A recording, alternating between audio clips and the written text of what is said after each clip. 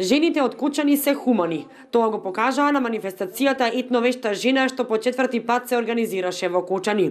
Припадничките на понежниот пол, кои сами се пријавија за да ја покажат својата хуманост, подготвија разни кулинарски специјалитети што беа изложени на свечено украсена трпеза.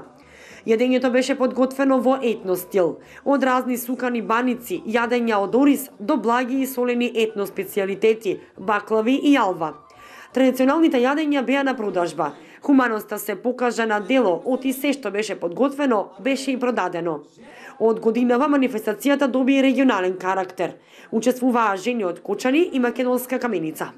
Етновешта жена има хуманитарен карактер, секогаш сме за поддршка на децата со посебни потреби, меѓутоа во еден друг начин, дружење со нив, правење забава со нив, создавање еден роден ден на сите дечиња заедно со вештите жени.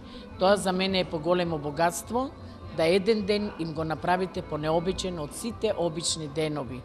И еден ден го посветите на нив. Кочани го представуваат градот на оризот, значи жените што учествуваат се потрудија да направат јадење во стилот на оризот, значи во сука баници. И ние спремивме свилени кифлици, спремивме зелник на селски начин, спремивме пиварки, спремивме погача, сончоглед погача. Друга разлика од оваа година на Етновешта жена е внесување на глумата во манифестацијата. Годинава за тоа беше задолжен познатиот лик од македонските народни приказни Владко Дојчиновски. Како целина ќе кажам, како народ, ние сме весел народ.